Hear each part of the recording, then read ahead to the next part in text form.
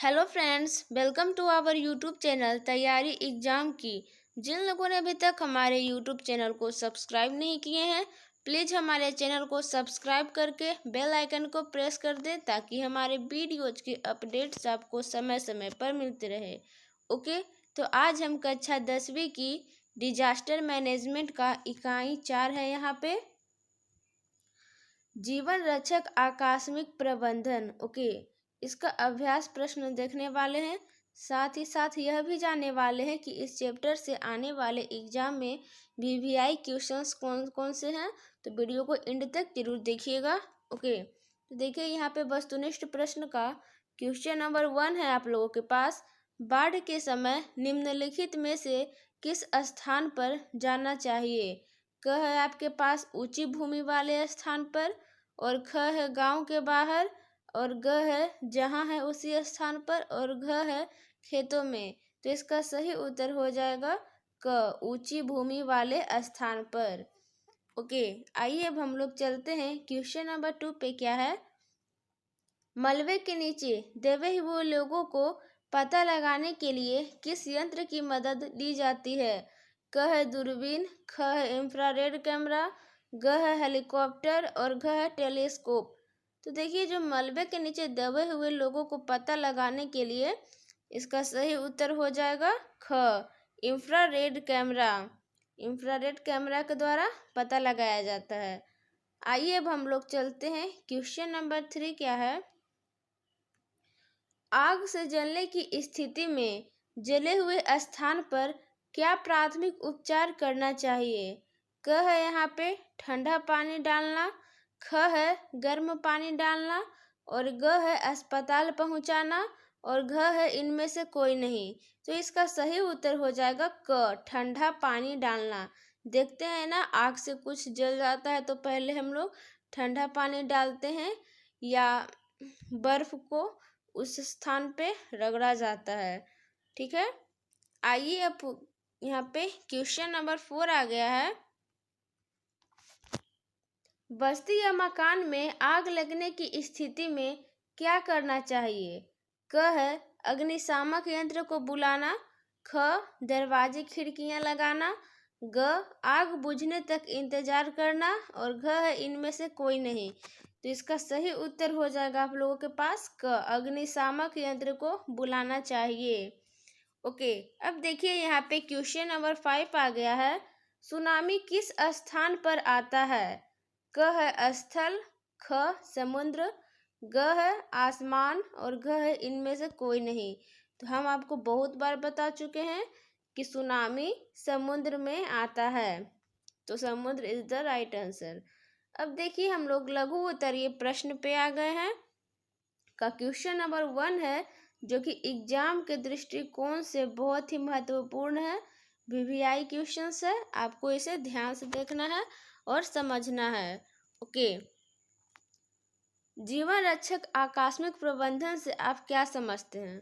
तो इसका उत्तर हो जाएगा आप लोगों के पास, जीवन रक्षक आकस्मिक प्रबंधन से हम यह समझते हैं कि दीर्घकालीन प्रबंधन आपदा की घड़ी में जीवन रक्षक प्रबंधन है, जबकि प्रबंधन का उद्देश्य संभावित आपदा के प्रभाव को कम करना है। आकस्मिक प्रबंधन ही किसी प्रशासन की सफलता की कसौटी होती है। इसके अंतर्गत आपदा से प्रभावित लोगों को निजात दिलाना प्रमुख उद्देश्य होता है। ठीक है, अब आइए हम लोग चलते हैं क्वेश्चन नंबर 2 पे। क्या है? 2 है आप लोगों के पास, बाढ़ की स्थिति में अपनाए जाने वाले आकस्मिक प्रबंधन का संक्षेप में वर्णन कीजिए। इस टाइप का क्वेश्चंस भी एग्जाम में आता है, तो आपको इसे भी ध्यान में देखना है। ठीक है, तो इसका उत्तर हो जाएगा, बाढ़ की स्थिति में अगर लोग बुरी तरह फंसे हुए हैं तो उस समय फंसे हुए लोगों को नाव पर बैठाकर या तैरने वाले व्यक्ति द्वारा रबर के गुब्बारे के साथ दूसरे को भी खींचते हुए सुरक्षित जगह पर ले जाया जा सकता है एवं सुरक्षित स्थान पर पहुंचाने के बाद भोजन और पेयजल की व्यवस्था आवश्यक है ताकि भूखमरी जैसी समस्याओं का सामना न करना पड़े। आगे देखते हैं। पुनः बाढ़ के कारण सांप और बिच्छू जैसे जहरीले जीवों का खतरा होता है, अतः डीडीटी का छिड़काव आवश्यक है ताकि महामारी न फैल सके। अब देखिए यहाँ पे क्वेश्चन नंबर 3 आ गया है। भूकंप एवं सुनामी की स्थिति में आकस्मिक प्रबंधन की चर्चा संक्षेप में कीजिए। ओके, तो इसका उत्तर हो जाएगा भूकंप एवं सुनामी की स्थिति में आकस्मिक प्रबंधन की चर्चा संक्षेप में। यहाँ पर है भूकंप की स्थिति में आकस्मिक प्रबंधन का 3 प्रमुख कार्य होता है। क है बचे हुए विस्थापित लोगों को राहत कैंप में ले जाना या उसे सभी प्रकार की आवश्यक सुविधाएं उपलब्ध कराना, और ख है यहाँ पे वैसे व्यक्ति जो मलबे से दबे हैं एवं जीवित हों वैसे लोगों को बाहर निकालना चाहिए। फिर है ग अकाल किसी कारणवश मृत्यु प्रांत यानी कि अकाल यानी कि स्पॉट किसी भी समय या किसी तरह से कोई का मृत्यु हो जाता है तो उसे अकाल कहते हैं। अकाल किसी कारणवश मृत्यु प्राप्त आम लोगों को और जानवरों को सही स्थानों पर दफनाना चाहिए या फिर धार्मिक रीतियों के अनुसार अंतिम संस्कार करना चाहिए ताकि महामारी फैलने की स्थिति उत्पन्न न हो। अब देखिए यहाँ पे दिया हुआ है सुनामी की स्थिति में आकस्मिक प्रबंधन। सुनामी की स्थिति में तट पर रहने वाले लोगों के लिए सुनामी से भीषण आपदा आती है।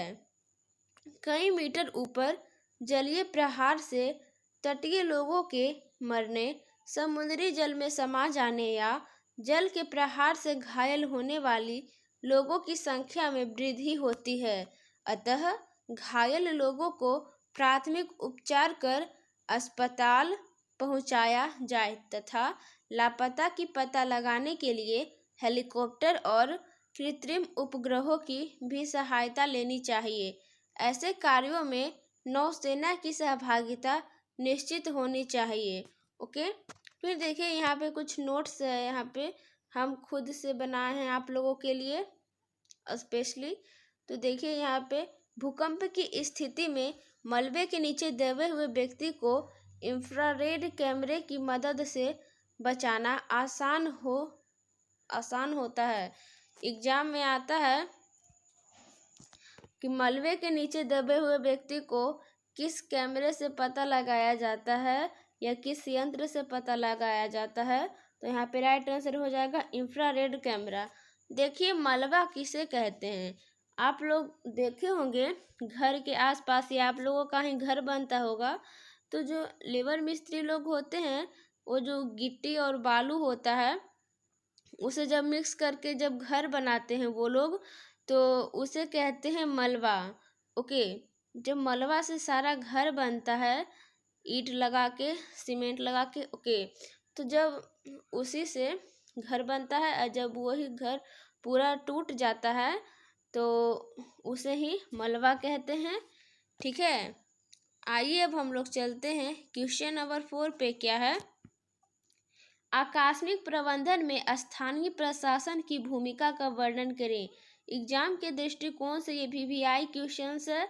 ओके, तो इसे को आप लोग ध्यान से देखना है। उत्तर हो जाएगा आकस्मिक प्रबंधन में स्थानीय प्रशासन की महत्वपूर्ण भूमिका है। इसके लिए आवश्यक है कि वे राहत शिविर का निर्माण करें, वहां सभी उपकरण और प्राथमिक उपचार की सामग्रियां उपलब्ध कराएं तथा एम्बुलेंस, डॉक्टर, अग्निशामक इत्यादि की व्यवस्था में तत्परता दिखाएं तथा कागजी दावपेच में न पड़कर राहत राशि और राहत सामग्री को पहुंचाकर आपदा प्रबंधन को सरल तथा सहज बना सकते हैं। देखिए अब यहाँ पे क्वेश्चन नंबर 5 आ गया आप लोगों के पास। आग लगने की स्थिति में क्या प्रबंधन करना चाहिए, उल्लेख करें। तो इसका उत्तर हो जाएगा, आग लगने की स्थिति में 3 बड़ी जिम्मेदारी होती है। क है आग में फंसे हुए लोगों को बाहर निकालना। ख है यहाँ पे घायलों को तत्काल प्राथमिक उपचार देकर अस्पताल पहुंचाना चाहिए। प्राथमिक उपचार में ठंडा पानी डालना चाहिए। बर्फ से सहलाना और बर्नोल जैसी प्राथमिक औषधि का उपयोग करने से व्यक्ति की पीड़ा में राहत होती है। और देखिए यहाँ पे ग क्या है, आग के फैलाव को रोकना, जिसके लिए नज़दीक में उपलब्ध बालू मिट्टी तालाब का जल का उपयोग करना चाहिए। फिर है यहाँ पे अग्निशामक दल को बुलाना चाहिए। अगर आग के समय यदि कोई व्यक्ति छत के ऊपर फंसा हो तो उसे बाहर से सीढ़ी लगाकर उतारने का कार्य या फिर हेलमेट या अग्नि प्रतिरोधी फायर रेसिस्टेंट जैकेट पहनकर उसे बाहर निकालने का कार्य करना चाहिए। ठीक है, अब आइए हम लोग देखते हैं दीर्घ उत्तरीय प्रश्न का क्वेश्चन नंबर 1 आ गया है आप लोगों के पास। जीवन रक्षक आकस्मिक प्रबंधन से आप क्या समझते हैं। ये भी VVI क्वेश्चन है एग्जाम के दृष्टिकोण से। ठीक है, एग्जाम में भी ये क्वेश्चन आने का चांस रहता है, तो आइए इसको भी देखते हैं। उत्तर हो जाएगा, जीवन रक्षक आकस्मिक प्रबंधन से तात्पर्य हमारा यह है कि दीर्घकालीन प्रबंधन ही आपदा की घड़ी में जीवन रक्षक प्रबंधन है, जबकि दीर्घकालीन प्रबंधन का उद्देश्य संभावित आपदा के प्रभाव को कम करना है। आकस्मिक प्रबंधन ही किसी प्रशासन की सफलता की कसौटी होती है।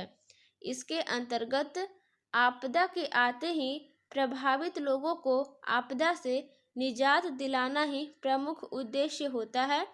अलग अलग प्रकार के प्राकृतिक आपदाओं के आकस्मिक प्रबंधन में अलग अलग प्रकार की प्राथमिकताएं होती है। फिर देखिए क्वेश्चन नंबर 2 है यहाँ पे, आकस्मिक प्रबंधन में स्थानीय प्रशासन एवं स्वयंसेवी संस्थाओं की भूमिका का विस्तार से उल्लेख करें। पहले पूछ रहा है स्थानीय प्रशासन, फिर उसके बाद स्वयंसेवी संस्थाओं। ओके, तो इसका उत्तर हो जाएगा, आकस्मिक प्रबंधन में स्थानीय प्रशासन की महत्वपूर्ण भूमिका है। इसके लिए आवश्यक है कि वे राहत शिविर का निर्माण करें, वहां सभी उपकरण और प्राथमिक उपचार की सामग्रियां उपलब्ध कराएं तथा एम्बुलेंस, डॉक्टर, अग्निशामक इत्यादि की व्यवस्था में तत्परता दिखाएं। कागजी दाव पेच में न पड़कर राहत राशि और राहत सामग्री को पहुंचाकर आपदा प्रबंधन को सरल तथा सहज बना सकते हैं। अब देखिए यहाँ पे स्वयंसेवी संस्था के अंतर्गत गांव के युवकों तथा पंचायत प्रबंधन के बीच समन्वय आवश्यक है, तभी आकस्मिक प्रबंधन सफल हो सकता है। ऐसे प्रबंधन में जाति, धर्म